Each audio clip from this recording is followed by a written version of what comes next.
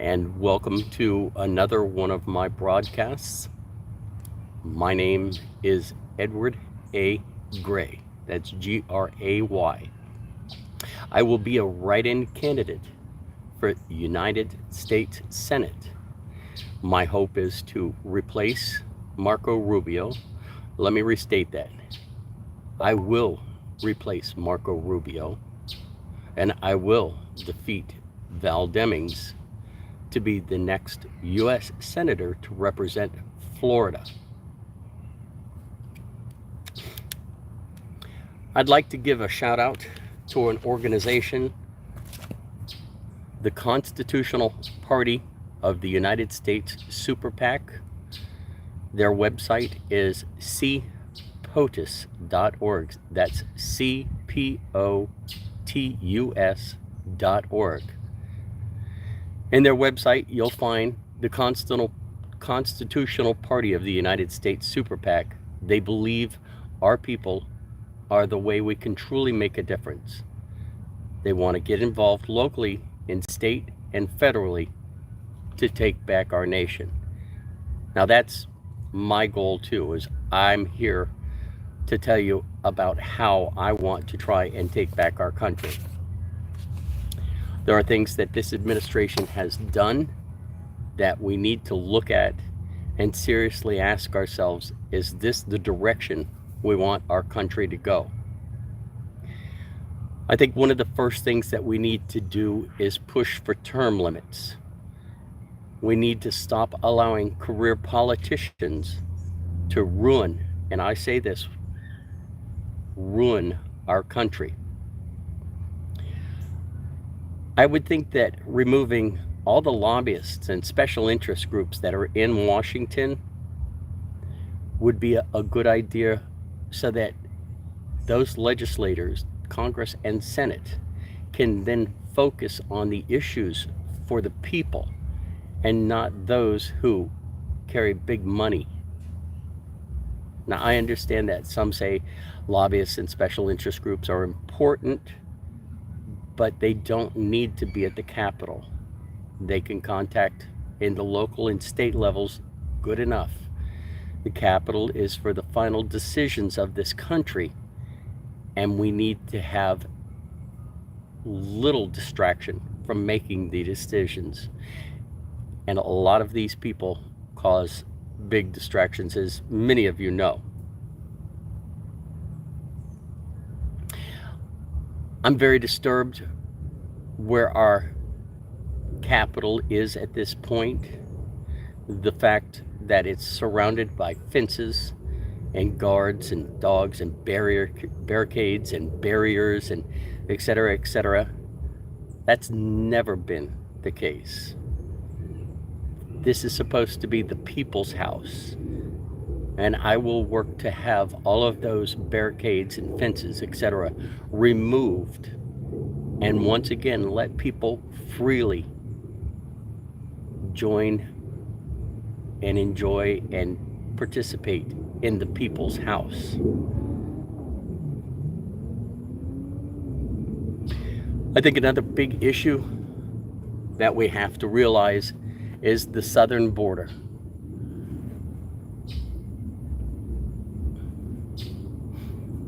I'm turning on chat, I think. Okay, let's see.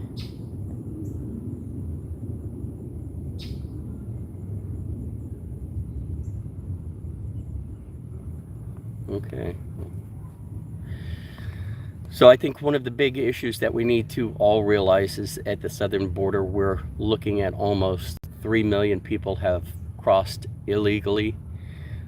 You can call them undocumented if you want to, but that's a pretty big amount of people to have come into our country that in many ways we're taking care of. We are finding them shelter, we're providing them with phones, we're providing them with whatever needs are necessary.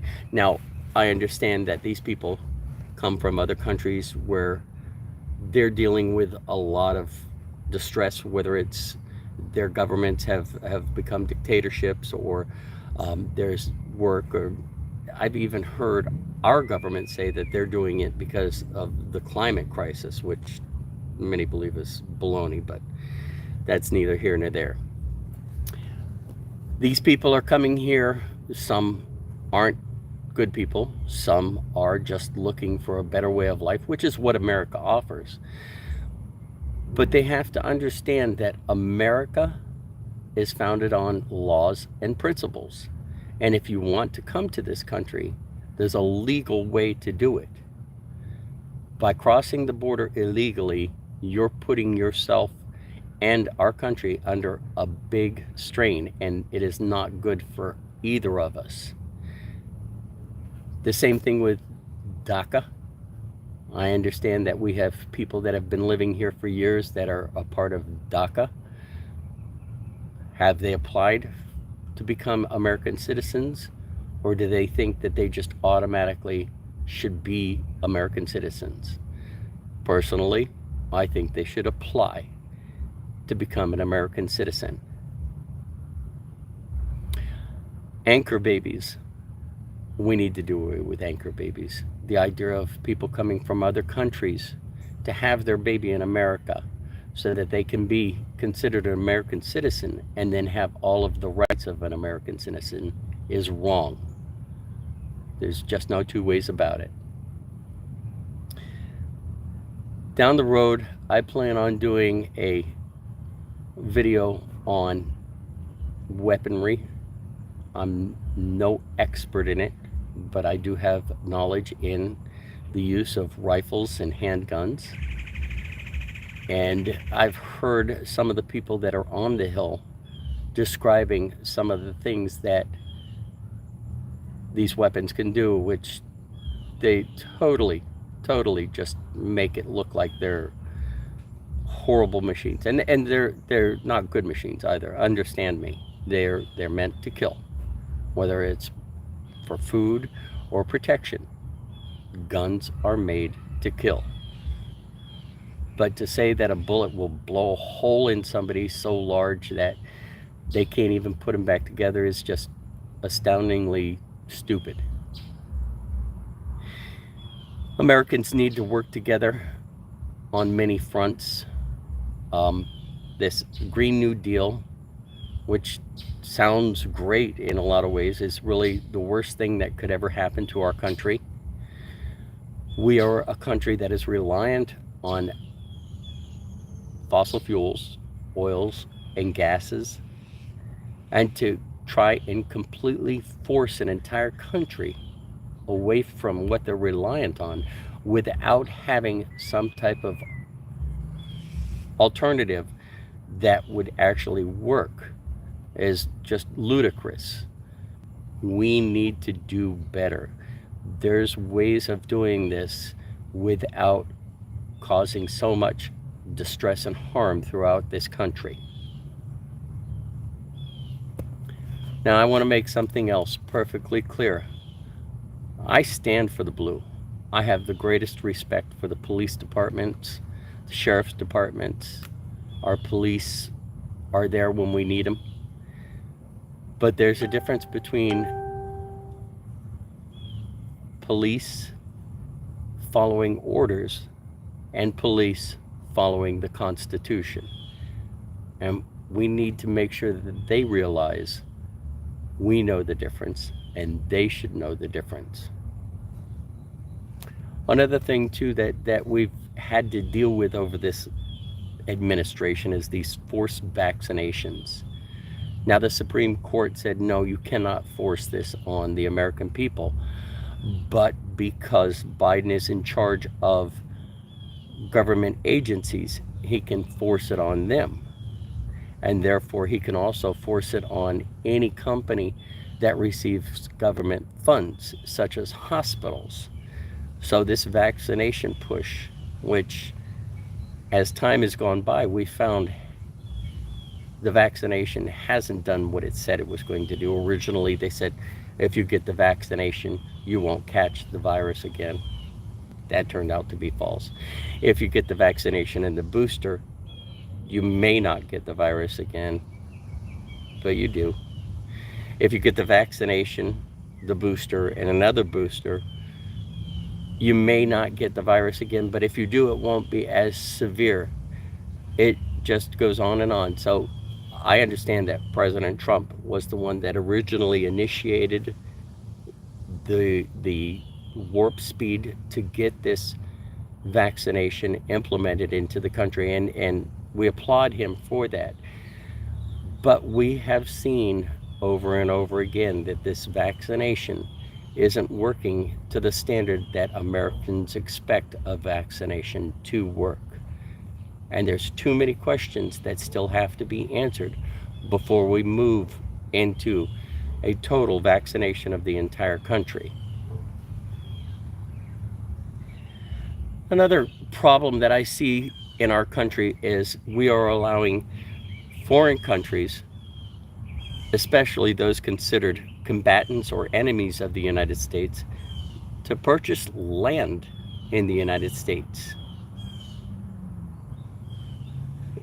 How is that possible? How is it there are people up on the Hill that haven't come up with a plan to stop this purchase of our land, our farmland, our land? There's lands that they're purchasing next to military bases. It baffles me that this is actually going on, and nobody up on the Hill has done anything to try and stop this or push to try and stop this. Now, granted, there is a small handful of people that say they stand for America, that are up there representatives of the United States, and they talk the talk, and they definitely speak the right words. But still, this administration is moving forward and nobody's doing anything about it. Now, that brings to mind, what would I do, right? So, evening, Jason. I think the big thing would be, can an executive order be reversed? Now, according to the research I've done, both the legislative and judicial branches have the power to reverse an executive order. If the president issues an executive order in accordance with a law passed by the legislative branch and Congress disagrees, they can pass a bill clarifying the law. However, the president has the power of the veto, in which case Congress would have to override the veto with 2/3 majority in both the House of Representatives and the Senate. Good evening. So yes, we can change this, but there are many American First candidates that are running. And as I said before, cpotus.org is an organization that will give you American First candidates. So there are many candidates that are running all across this country that I will work to bring together so that we can stop and change these executive orders that have been put on our country. Now, something that also has come up, we've heard the Second Amendment over and over again until we're just tired of hearing about how everybody knows so much about guns and what the Second Amendment says. So the Second Amendment applies to the right to keep and bear arms. That is our right. That was given to us by our forefathers. Now they say, well, that only applies to flintlock or whatever the weapons were at the time. But if the First Amendment applies to radio, TV, and internet, and the Fourth Amendment applies to electronic surveillance and video surveillance, then the Second Amendment applies to modern weapons. There's the thought for you. Another big problem I think we have, and we've seen this through many administrations, that we need to address is we need to stop allowing the Department of Justice to be the strong arm for the president. We need to remove the ability for the Speaker of the House to be in control of the Capitol Police. To me, both of those are very dangerous. Now, President Biden signed a flurry of executive actions in his first 100 days. Excuse me, I'm going to read, so please bear with me. In office, primarily aiming at curbing the coronavirus pandemic and dismantling many of former President Donald Trump's policies. Now, as many of you know, there for a brief history in time, President Trump showed us that we have the ability to not only be energy independent, but prosperous. This country under President Trump was moving forward in leaps and bounds in many ways. All of that changed when Biden got into office. Where are we now? I don't care if you're a Republican, a Democrat, an independent like myself, what organization you belong to, etc. You have to look at where we're at and say, is this really where America should be? And is this really where America should be going? Biden's executive actions, including halting funding for the construction of Trump's border wall, reversing Trump's travel ban targeting largely Muslim countries, imposing a mask mandate on federal property, ramping up vaccination supplies, canceling the Keystone Pipeline, ending the federal use of private prisons, and reversing Trump's ban on transgender Americans joining the military. So these were within his first 100 days. He wrote a flurry of these executive actions. Now, President Trump did the same thing to Obama's decisions that he made, which a lot of people applauded. These executive actions, I and millions of Americans are not applauding. In his first 100 days in office, Biden signed more than 60 executive actions, 24 of which are direct reversal of Trump's policies. Biden defended his numbers as necessary to undo what he considered bad policy and heritage from Trump's, especially on immigration. So, with that in mind, the open border, over 3 million people have illegally crossed, is better for our country. I don't see it. I think that he's definitely misled a lot of people out there, and people are starting to realize that this administration is not working in our best interests. Now, the Alaska governor, Dunleavy, said their oil is cleaner than Russia's, and they can supply ourselves and allies if we were allowed to by Biden. Under Trump, we had energy independence. You can lower the price at the pump for Americans by expediting the permitting and regulating process on responsible oil and gas projects. The U.S. should not be begging for oil from dictatorships such as Iran and Venezuela. We can produce it at home with the highest of standards for environmental protection if you will simply let us, Dunleavy wrote. I'm outside, so if the weather gets inclement, I may end this quickly.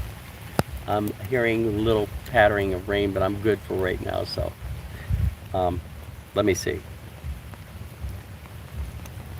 Texas Governor Greg Abbott ripped the White House, saying Texas can help reduce the price of gasoline by producing more oil if the Biden administration will just stay out of the way. And we see this over and over again, that the Biden administration, in their push for the Green New Deal, has caused a great heartache for this country. So my purpose in running for Senate is, number one, I'm an American. I'm not a politician. I've never run for office, nor do I really want to make this a career. I've had my career. I've worked in construction the majority of my life. I've been in the Army. I've been married. But I see right now, hello Leah, I see right now that our country is in need of people to stand up. And many of us keyboard warriors say, What can we do? This is what I can do. I can be your representative for the state of Florida. I can put together a coalition of Congress and senators that all believe in the same thing, that we must stop this administration and change how it's going. We can't take 2 more years of this. So that's why I'm asking you to look at my platform and at myself as being your representative in the United States Senate. I'm not there to vote party lines. I'm not there to vote party politics or play political games. I'm there to do what is best for America. And again, I'll reiterate this. CPOTUS, which is an excellent organization, CPOTUS.org, has put together candidates that are American First candidates. And this is specifically for our state of Florida. But these people all believe the same thing, that we need to curtail what this administration has done and go back to the direction that our country should be going, which is not where we're going right now. So, in that respect, I thank you all for joining me. There is one other organization I'd like to mention to you. I don't know if many of you have heard of this group, but I think it's important. Excuse me. There is a group called Gays Against Groomers. They're a coalition of gays against the sexualization and indoctrination of children. They oppose the transitioning and medicalization of minors, drag and pride events involving children, queer and gender theory being taught in the classroom, propagandizing youth with the LGBTQ plus media. In their statement, they say their community that once preached love and acceptance of others has been hijacked by radical activists, surprise, who are now pushing extreme concepts on the society to specifically charging children. In recent years, the overwhelming majority of gay people are against what the community has transformed into, and we do not accept the political movement pushing their agenda in their name.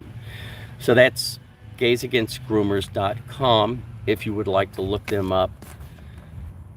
I think that they have a very good stand in this fight for keeping America the way that all of us want our country to be. Now, before I close, is there any questions that anybody would like to ask? I do see pop-ups coming up here and there, so please, if you have a question about my approach, what I see, where I'm going, I'd be happy to answer it. I will ask, I have not done so yet, so now will be a good time. Donations. I have set up on my website, theamericanpatriotmovement.com. There is a GiveZone donation site on there so that you can donate. I've been making cards and bumper stickers and stickers and all types of things.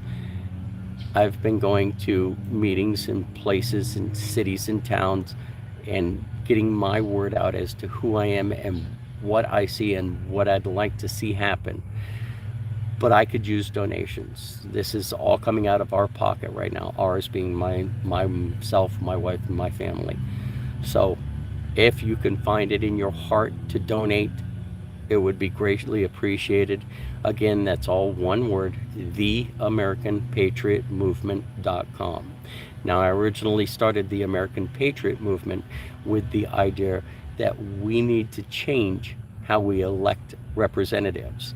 One of the main things, of course, was term limits, but start finding people that believe in America, that believe in the Constitution, that believe in that believe in the Bill of Rights, that believe in the Declaration of Independence. All of these are our basic principles of our country, and these are the foundations that I stand firmly on. They cannot be changed or swayed, and I believe that wholeheartedly. Thank you for joining me. I hope that this finds you all well, gives you something to think about. Spread the word. Edward A. Gray, write in. I'm a write-in candidate, so there will be a blank space when it comes to the November vote. So there will be Marco Rubio. I'm anticipating Val Demings will be the Democrats. And then there'll be the blank space. You put in my name, Edward A. Gray, and that's Gray. Make sure you put in the AY or else it doesn't count.